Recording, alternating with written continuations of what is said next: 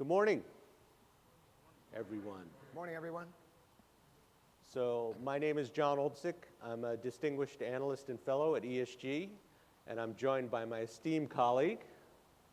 I'm Dave Gruber, also at the Enterprise Strategy Group, where I'm a principal analyst. And we want to thank Jelani, who's a volunteer here today. Now, Jelani is a former Marine who is looking to get into a cybersecurity career. So anyone who is hiring out there who needs entry-level help, please see Jelani after our presentation. Jelani, wave. Hey, Jelani. Yeah, thank you for your service. All right, so think of this as a discussion, not a formal presentation. Dave and I have been running around in meetings. We haven't rehearsed this a lot. But this is an area we live in, the XDR, Security Operations area. In fact, Dave comes from an endpoint background, an EDR. I come from a security operations background, so tools like SIEM, SOAR, and TIP.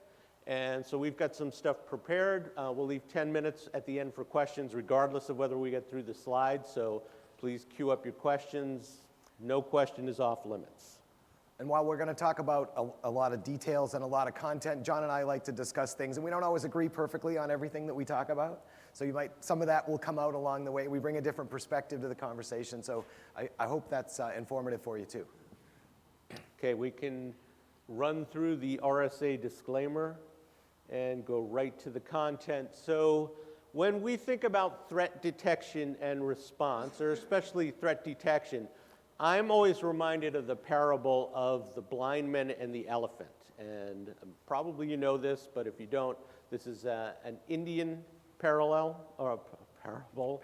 And the thought is that a number of blind men are asked to describe an elephant. And so each one gets to feel around at the elephant in their particular location. So one person feels around the trunk and thinks it's a snake, and one person feels around a hoof and thinks it's a tree, and someone feels around the tail and thinks it's a rope. And they can't agree on what the elephant is, and in some versions they actually come to physical blows because they disagree. The point being is that a big, complex problem may have many, many aspects to it. And therefore, there's a need for some type of collaboration. And when you think about threat detection and response, and even put this in a MITRE ATT&CK context, that's what you have. Because an attack is going to follow a kill chain. That's going to exploit different areas of our technology. And so we, as security professionals, need some method to get our arms around everything. Just like describing an elephant demands some type of collaboration. And the way we've done that in the past is to look at telemetry as log sources, different formats, different logs, different telemetry, and then centralize that in a SIEM. And so with that, we got the centralization. We were able to some extent to build detection rules or correlation rules through analytics and queries. We got some vendor responses or vendor content, so especially in a closed environment. And the programmatic response is relatively new, and that's with SOAR. So we would get this information, we could build some type of run book or workflow and actually respond to things. So in essence, what we're doing is kind of consolidating that elephant field. We're getting different signals from different areas. Now, that seems like a good response, Dave, but what we found in our research is that there are a number of challenges associated with that. So why don't you talk about those? Yeah, so when it comes to making sense of all this information, right, we put all this information together. We came up with a set of constructs around detection rules, around potential playbooks and actions that we would take. Yet when we talk to people about their practical experience with this implementation, we see that our cybersecurity teams are spending a huge amount of time focusing on the highest priority issues first with not enough time to free themselves up to focus on the continued refinement of building out a more holistic or a more automated security operations process for detection and response.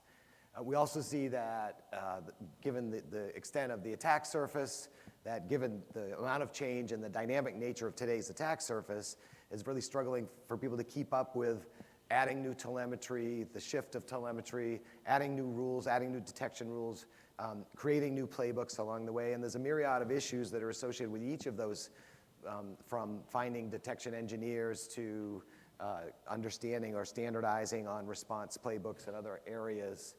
But the continuation of the change in the sort of the is moving about us makes it also challenging too.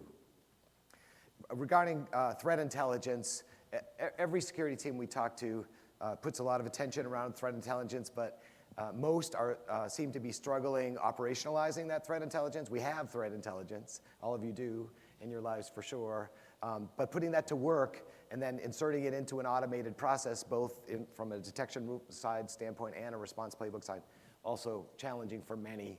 And then keeping up with all the change that's going on, again, super dynamic in cloud dynamic applications, cloud delivered applications. People still feeling like I'm a little unglued. I'm not on top of everything that's happening in my cloud environment. Some of that's just awareness and education, but some of that's the pace of the rapid pace of change and what's happening there too. And then finally, there's still a ton of manual processes involved for most.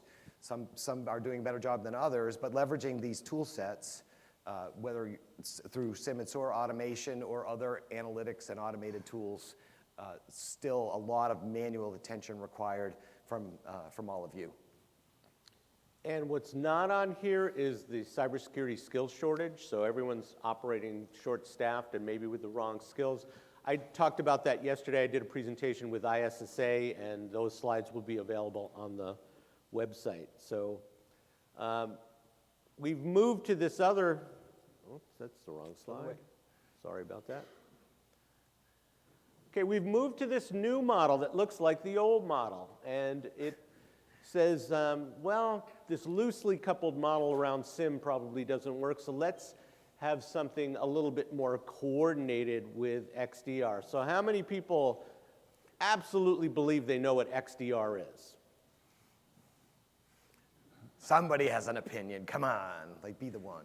All right, well, that's consistent. So we think we know what it is, but everyone seems to have their own definition of what XDR is. And that's a problem, because we're all on the same team. We're all supposed to be working together to block malicious activity. So if we don't know, and analysts are certainly have some responsibility here, but vendors do too. So XDR is this amorphous thing, but in theory, it's going to act as a centralized model, like we saw before. In this case, we're using native telemetry.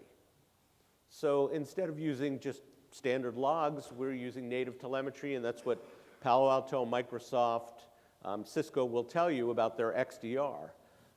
We can, instead of relying on you to do the correlations and the detection rules, the vendors are going to do at least some of the correlation and detection rules.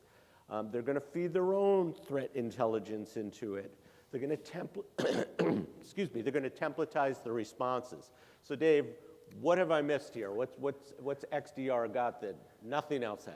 Well, so on the sort of base fundamentals of XDR, it's the idea of bringing together or adding automation to many of the pieces and parts we've already started to see with the SIEM and SOAR approach. It's adding a new level of automation to bring these pieces together and a more focused level of automation around some very specific security use cases.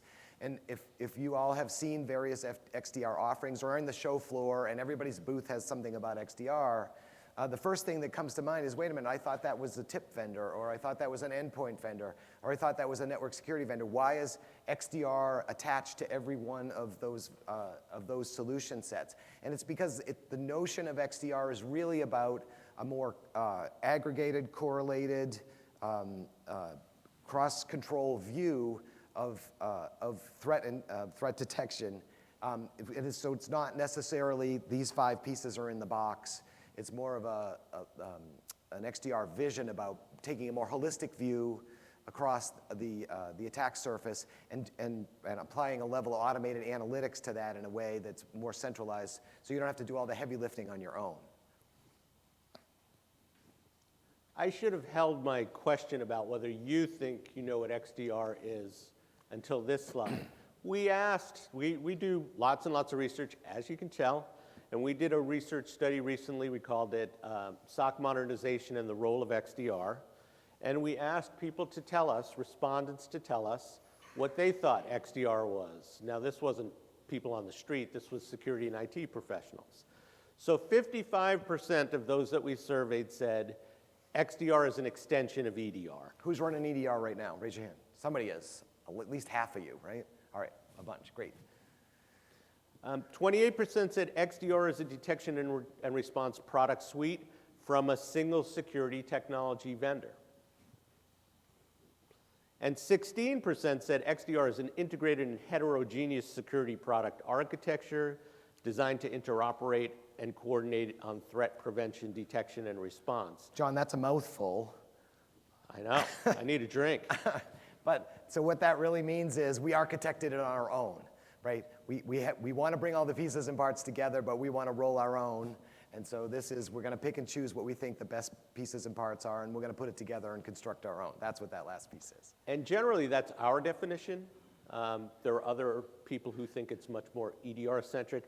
When we looked at this data, it was interesting. So if you were at a smaller organization, you were much more likely to say XDR is an extension of EDR. If you were at a very large enterprise, you were much more likely to say that XDR is a heterogeneous architecture. So different strokes for different folks, and it really speaks to this discoordination,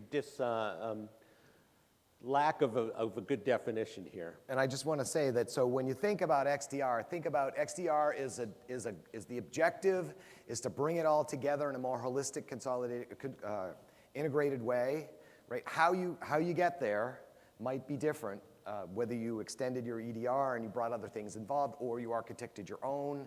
It's not that you must choose one XDR product over another.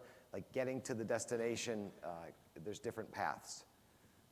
Now, pardon me for beating to death this elephant analogy, but what if you're not just trying to describe the elephant, but you're doing a much more detailed scientific study? So in my example here, what if you're doing a detailed study on the evolution of elephants and their relationship to human habitation? So it's your PhD thesis or your dissertation. And so this involves a bunch of specialized knowledge. So I've listed some in the bullet points. I don't have to read them. The point being that that's an analog for threat detection as well. It's not just gathering all this information and understanding some rule set.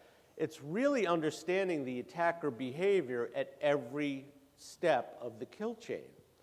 And so you need specialized knowledge not only of the attacker, but how they interface with a particular technology.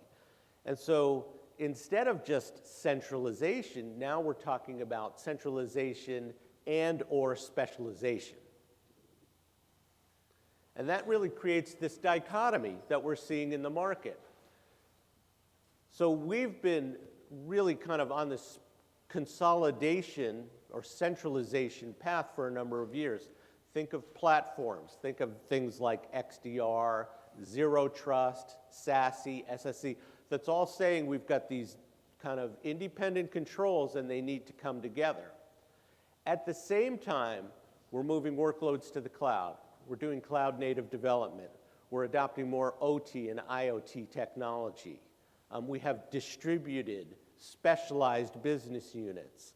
And in my view, the pace of decentralization and specialization in IT and hybrid IT is far outpacing the ability of security to centralize, consolidate, and get that knowledge in one place.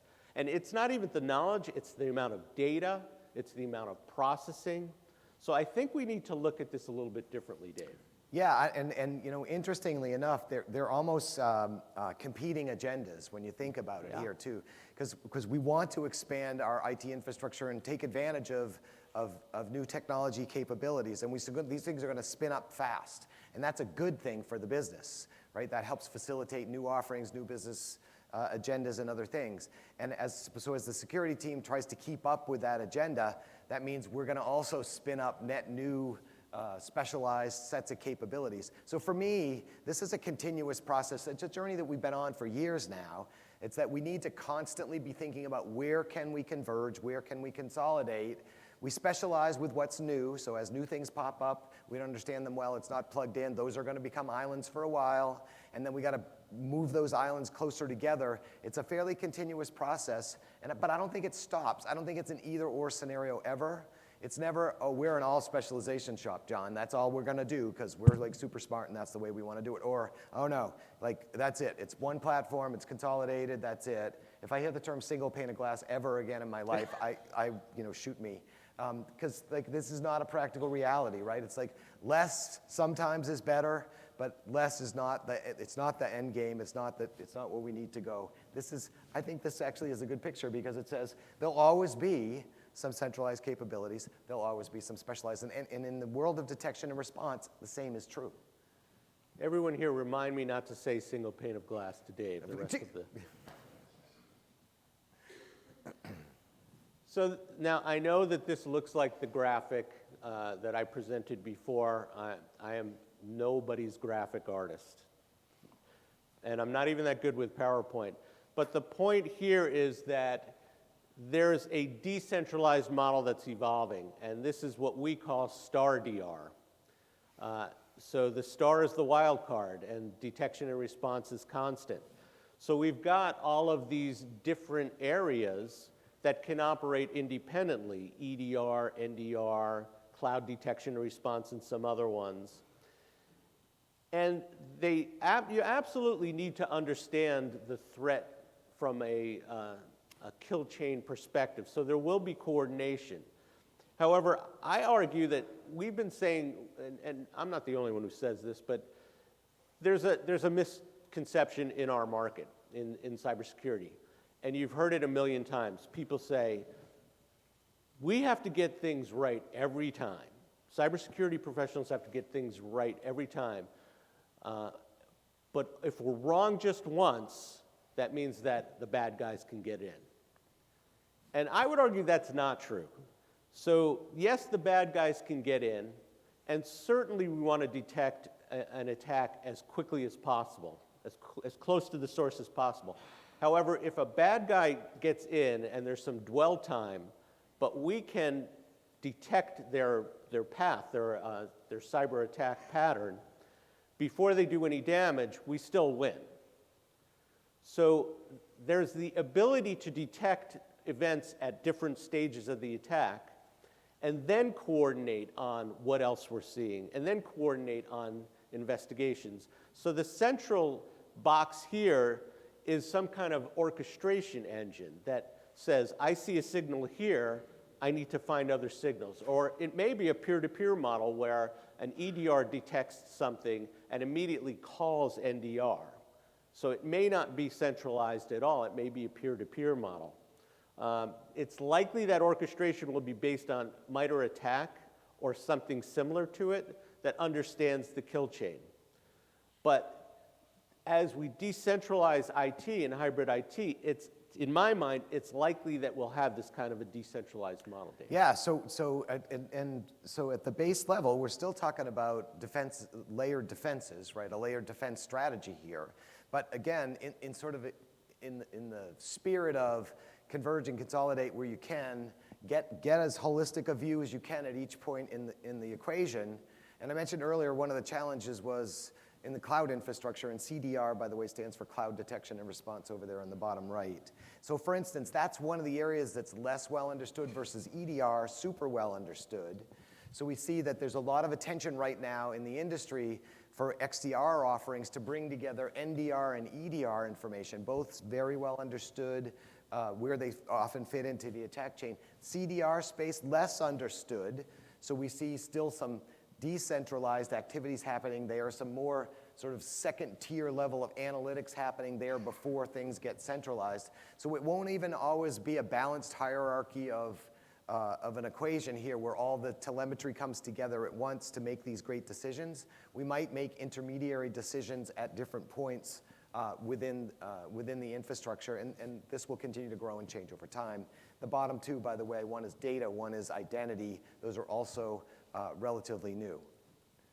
Yeah, a couple of other quick points in this. Number one is it supports our historic model.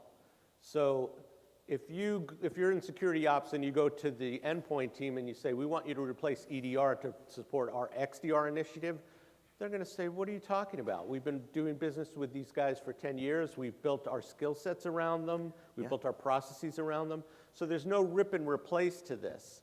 The second thing is, as Dave said, it supports business autonomy. So if we're going gung-ho on cloud native development and we've got a really strong engineering team there that understands security, they may want their autonomy too. So Dave, just for the sake of time, let's go through these next couple slides pretty quickly. Yeah, so we'll call this our speed round. Here's what we're about to do right now. No, because I think we can do this, okay. So what we're going to do is there's a number of well-understood detection and response technologies in the marketplace today, and then there's a handful of other things that are emerging. And we're going to go through each of those and just sort of make a couple of brief comments about them, because they're all sort of coming together in different convergence and consolidation patterns. I don't need to say a lot about endpoint detection and response. Most everybody gets it by now. It's pretty mainstream in most organizations. Luckily for us, a lot of the sort of basic characteristics of detection and response processes were fleshed out during the evolution of endpoint detection and response. What I will say is that it's almost always on the XDR agenda. So most of the XDR's bigger solutions are always going to have a foundational element that will say endpoint's critical to our solution. Some of that because some of these vendors come from the endpoint side of the house. But turns out endpoint data happens to be super, super valuable. A couple of things that will streak through some of the other tools here, and I'll just mention them once now, is things like integrated workflow support, threat hunting support, MITRE ATT&CK informed, customization of threat intelligence and threat detection rules. Some of these will streak through some of the other products along the way, as will things like automated response capabilities and visual investigation support. Some of these are unique to the endpoint category. Go to the next slide, and then you'll see like right away some of these carry forward into the network side. Yeah, and the only thing I'd add on network detection and response is, if you're in the XDR market, look carefully, because a lot of the XDR vendors don't include network telemetry. So for instance, Microsoft does not. Now, this is no reflection on Microsoft's product or strategy. Microsoft is going to use its controls, its native telemetry. From my perspective, though, network telemetry is quite important in threat detection. And in fact, anyone who's been around this industry for a while knows it used to be the foundation. So things like Wireshark, Ethereal, those were some of the earliest tools for security operations. So you see, the one statistic I'll bring up here is that 56% of those we surveyed said that NDR will form the foundation of their organization's XDR. Now, they probably had, in fact, I know they had a little bit of a bias toward networking, but that's the situation, is that a threat detection and response technology, especially in a large organization, needs to accommodate all of these different constituencies. I'll also talk about cloud detection and response. So this one is absolutely, it seems like it's just another vendor, VC-led initiative. No, this one is absolutely real, and it's because we're doing most of our processing now, we're doing most of our development at many organizations in the cloud. The cloud's a different threat vector. The cloud, in fact, one of my colleagues, Melinda Marks, and I talked to MITRE a couple of weeks ago. MITRE is doubling down on their MITRE ATT&CK framework for the cloud. So we said, why is that? Why are you doing that? We thought maybe it was an academic exercise. No, they said the biggest banks in the world are asking them, can you please help us here? So cloud detection and response is real. It may be loosely coupled with your security operations center. It may be tightly coupled with your security operations center. But if you're doing a lot of cloud-native development, moving workloads to the cloud, you will absolutely need some type of very, very sophisticated tool for cloud detection and response. Yeah, and that may come as an integrated part of somebody's XDR platform, or it may not. But the important part is you need to cover off this. Yeah. So when it comes to identity, identity is a big topic at the show, for sure, for good reason, right? So there's so much compromise of identity that's going on now. When we think about identity threat detection and response, what are we talking about? Well, in the big scheme of threat investigations, understanding when identities changed, when identities were stolen, when privileges were escalated is a big part of the equation. So we need to have visibility into identity telemetry in the picture. But there's also threat detection and response for identity infrastructure.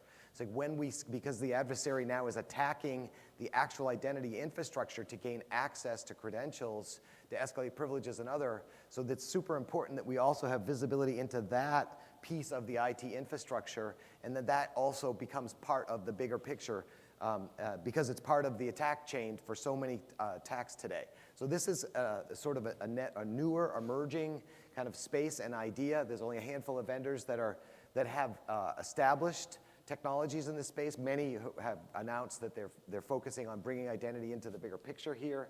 But it cuts across everything. It cuts across those other topics, so it cuts across endpoint, it cuts across cloud, cuts across network, and all the other facets. Yeah, and I'll just add a couple of statistics. So as we know, like depending on whose numbers you look at, 70% to 90% of attacks start with something on the identity, stolen credentials, over-provisioned accounts, things like that. I work with a detection engineering company. They went out and surveyed their customer base, and they found 75% of their customer base had 0 detections for identity. So they're doing detections on endpoints, they're doing detections on the network, they're doing detections on emails, 0 on identity. And so finally, I thought we got through this like 10, 15 years ago. We were all here in the same room and everybody was talking about UEBA, but obviously there's a gap in the market. Now, who will buy identity threat detection and response? I don't know. I don't know who has budget for that. Identity's spread out and it's owned by lots of different organizations, not necessarily security. So this one's a little bit of a wild card for me. So when it comes to data, so the data infrastructure itself is under attack, right? So as we thought about attacks for a long time, like the destiny was to get to the data, but now adversaries are actually going after data infrastructure itself. So we want to actually see what data lineage looks like across different devices, applications, databases, and how all that works together, and look for anomalies in that infrastructure too. Because we can start to see very specific tactics that involved getting access to certain types of data, manipulating that data, in some cases embedding malicious activities in the context of the data itself. So there's a whole new sort of level of anomaly detection and detection engineering that has to get focused on here. Of course, things like data classification for like the most sensitive or the sort of the gold of where your data is important to sort of know what to look at first, how to prioritize threat detection and response activities. We know tons of organizations have suffered attacks in this area, so understanding sort of the risk and the prioritization that's associated with what data is where, what data might provide keys to other data, and some oddball data types, by the way, like even code itself, stored in data in like GitHub repositories and other source code repositories. At the end of the day, that's data, and you can go manipulate source code and embed malicious activities in there. So you have to sort of generalize the idea of data, but when it comes to corporate data as well. Lots of people have suffered issues, both remotely, some internally as well, from malicious insiders and externally. Again, there's been a lot of data security talk for a long time. This is a different animal. This says, let's look at people that are messing with our data infrastructure. Yeah, and I'll take a little bit of a different approach here. I don't get it. I don't get it. So I've got some gray hair. I remember talking about this in the mainframe days, data discovery and classification, encryption. That's number one. Number two is you have to access the data. And so we can look at access. And once again, if you think of UEBA, it was sort of marrying who's looking at the data for what. So clearly, like, and even if you think our neighbor in Massachusetts just breached the DOD a couple weeks ago just so that he could post it on with his friends on a gaming site. But if you looked at his access patterns and realized he was printing sensitive documents into the, that's a layer out from the data, and you would detect those things. So I don't get, no offense to anyone who's in this business, I don't get data threat detection and response yet. Maybe I will. So Dave, I know are we on 10? Right. We're about 10 minutes left, so we're not going to go through all the slides. Dave, can you take us home on managed detection and response? just and then this we'll, is- I'm sorry, but we'll open it up for questions, anything you want to talk about. So it's just as an overlay, because this is a really important topic. People are reaching out for help through managed detection and response service providers. There's a ton of product companies that offer EDR, XDR, NDR, blah, blah, blah, that all say they also offer managed detection and response services. It's not a one-size-fits-all. Equally, there's many definitions of what's included when you buy a managed service for help. But I'm a big proponent of having outside experts assist in the process. It can help you get your feet on the ground, understand what's covered and what isn't in your attack surface, and get some great expert resources to help. Turns out these folks tend to bring in people that understand overall security program development pretty well. So not only can they help you with your detection and response challenges, but they can also sort of help you take a broader perspective across end-to-end security from all your proactive capabilities all the way straight through till incident response in the end. So lots going on. Most companies are now doing something with an MDR service provider of one form or another, and lots of companies are using many MDR service providers as part of their solution set. Yeah, and I'll just add one quick comment, and that is the more MDR providers you use, the more you need to develop that skill set of managing multiple third-party providers. So that involves how are they going to collaborate with the internal people, including the IT ops people and the developers? How are they going to coordinate amongst each other, where you're probably acting as a central hub? And then how do you manage all of the SLAs? Because there's a chaining effect or a nested effect here where one managed service provider's objectives or goals or SLAs really affects everything else. So, like I said, we have more slides. We could slide you to death, but we're not going to. The slides will be available. If you want them sooner than when RSA will publish them, come up and give us your card, and we'll open it up for questions now if anyone has one. Oh, don't be shy. Come on. Go ahead, sir. Jump right at the mic. Well, yeah, I'll take the advantage of sitting close to the mic. Wonderful presentation, gentlemen. First of all, thank you very much. My question is specific to two topics, actually. So I'll cover one by one. The first one is related to the SOAR and the XDR play, right? Do you think that in today's age, I mean, SOAR used to be like a magical word, like 5-6 years back, like it'll solve the whole world's problem. Do you think That's SOAR XDR today, by the way. It's well, magic. That's a new magical word. But then, do you think that, and a lot of organizations have invested in SOAR quite a bit, large organizations, not the small and medium ones. Do you think that SOAR will continue to have its life for some more time, maybe for the larger players, and XDR is more of a fit for medium to large kind of companies who are trying to get there, but they never had that SOAR capability? That's one. And secondly, where do you see the operational technology telemetry coming into the whole play? Do you see trends on that part as well? Yeah, let me just repeat the question. We'll repeat question one first. Go ahead. That's fine. So the first question was about, is the SOAR going to continue to have a useful lifespan versus XDR? Will XDR replace that, or is it more use case dependent? John, I'll let you take that one because I know you have an opinion on it. I certainly do. So, so your second point about the distinction between XDR and larger organizations. So large organizations have heterogeneous environments and very complex processes, and they are the premier market for SOAR. And they've adopted SOAR, but SOAR hasn't become a huge market, and a lot of the SIEM companies have bought it. Couple things with SOAR is, number one, historically it's demanded programming skills. And to have programming skills, you have to think like a programmer.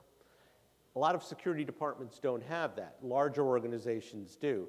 Now, there's the no-code, low-code type of alternatives now, which are great because they democratize SOAR, so everyone can automate their processes. But processes are big and heavy. And the other issue with SOAR that we saw was people had a couple of use cases that they could knock out right away with SOAR. But when they looked at their processes, they were broken. And I think it was, I'm paraphrasing what Bill Gates said, but he said, you can't automate a broken process and expect good results. And so what we really need is process engineering here. But some of the SOAR functionality will go into XDR. A lot of it will be turnkey. But the more complex SOAR use cases will remain independent. But we do expect XDR to offer a fair amount of out-of-the-box, right? Absolutely. It already does, but playbooks already does, should automate a lot of that. The second part of the question was around OT. That's right. So, and where does OT fit into this bigger picture? This is a really easy one for me. OT is one of those specialization areas that's growing up now. I think much like cloud detection and response, we didn't include a separate OT detection and response. The OT vendors, especially in the industrial control side of the house, have their own detection and response infrastructure. It's a specialized thing for now. But on the broader threat perspective, you need to start to see those because complex attacks sometimes cross over between, and it's a growing threat right now, right? So it's an intersection of both. My belief is that specialization needs to stay in place. There needs to be a connection, and that needs to feed signals into the broader infrastructure. Could be an integrated centralized XDR, could be a decentralized XDR, but either way, they need to feed each other in that specialized model. Other questions? Yeah, let me just add one quick point, and that is the signals will be standard, the knowledge will be specialized. Nice, so yes. At the application layer, you need to have that healthcare expertise or manufacturing expertise, and you probably, like there's a MITRE ATT&CK framework for OT and IoT, you need that specialization at a certain point. Yes. Next question? Gentlemen, thank you for the presentation. I have a quick question now. Do you guys suggest any location where you can actually do a comparative study of all these vendors and what their offerings are for... Yeah, so great. So the question is, where do I go to compare vendors, like XDR vendors? Is that the basis of what you're asking there? So there are comparatives that are done. We happen to work for an analyst firm that doesn't do comparatives. There are some analyst firms that do. So you can tap into some of that data. It's not free for the most part, so unless you subscribe to their services. I don't know of a public resource that's wide open where you can do head-to-head comparisons of features. And I would suggest be careful with that anyway, because sort of line item feature level comparison is tricky, and it's not always apples to apples comparisons. And I think you do need to put some effort into. We try to write public blogs and reports and other things that at least talk about where you should be looking and what you should be thinking about, but not on a side-by-side. And John, I don't know if you know of any, but not good resource for that. Yeah, a lot of the head-to-head testing, people have an agenda, and we don't. Yeah, they Yes, lean one we don't way or have an the other, so, agenda. yeah. So the best thing, I mean, what large organizations are doing to a large extent is they're getting breach and attack simulation type tools, and they're just attacking these XDR vendors in a controlled environment to see how well they perform. But a lot of it's system tuning. A lot of it is, certain data sources and things. So there's, unfortunately, I don't know of any source that would be independent and reputable. And remember, the solution you choose needs to reflect the needs of your organization, which is going to be different than yours and yours and yours. So it's like to publish some standard list of here's the comparison, it doesn't always make sense. Yeah, go ahead, question. Yeah, a quick question about implementing or testing these out. Are most of these like loosely coupled solutions, cloud-based SaaS things that you don't need to actually install things, except for the endpoint agent, of course. But just wondering, what's your thoughts on that, or what do you see happening in that space? Yeah, so this is sort of I guess, how heavy is the lift? Like to get started with these things, do we need to install it? Does it need to disrupt my infrastructure to experience these mechanisms? In many cases, no. In many cases, you can leverage existing telemetry sources. So if you already have repositories of telemetry for endpoint, for network, and other areas. Most of these solutions have out-of-the-box, plug-and-play connectors into a lot of the popular technologies that exist today, so they're pretty easy to layer on. That's not all of them do. Some people, there are offerings that say, unless you use my endpoint, my EDR sensor, my solution doesn't work. So some are more disruptive than others. So actually, that's one of the characteristics that you're going to want to take a look at. Do you want this solution to plug in with your entire infrastructure? And by the way, even though there's some terminology called open XDR that's pretty widely used in the industry, all that really means is this XDR solution can work with other sources of telemetry and other vendor products and offerings, and they offer out-of-the-box type plugins and capabilities. That's really becoming a standard part of the whole XDR landscape now, so you have to worry less about that. But there are some vendors that are all about that, and they have this rich, hundreds of connectors that are built in, and that's easier for you to do. Sadly, that's not a black or white question, really. Yeah. Question? You mentioned network telemetry as kind of the differentiator. Are there any others in your mind that truly kind of going to be important going forward? Yeah, so let me just put some clarity around that. I don't think John said network telemetry is a differentiator. I think what he said is network telemetry is important in the conversation, and I think that this, and so your mileage will vary based on your needs. And not to like spin that out and say, no, like there's nothing. But we do know that people find endpoint super valuable. We know network data is super valuable. John already mentioned if you have a bunch of your infrastructure in the cloud, it's an absolute must, right? So we know you're going to want that as well. But then if you're a heavy OT-centric organization, so you have to pay attention to your attack surface. It's really more about what you're doing and what your infrastructure looks like, and that's what matters. Make sure you have telemetry in all the right places. That has to come together. That's really the bigger piece, yeah. Yeah, the other things we see from a lot of vendors is email telemetry, identity telemetry, and then some type of rich threat intelligence source. But as Dave said, your mileage may vary. If you went and talked to Palo Alto, Microsoft, Cisco, and Fortinet, anyone who says XDR, ask them what their telemetry source is. They're going to bring what they have. And sometimes they'll work with third parties and sometimes they won't. So you have to be really careful. Yeah. All right, everyone, thank you so much for your time. Appreciate you spending it with us today. Thank you. Hire Jelani. Remember,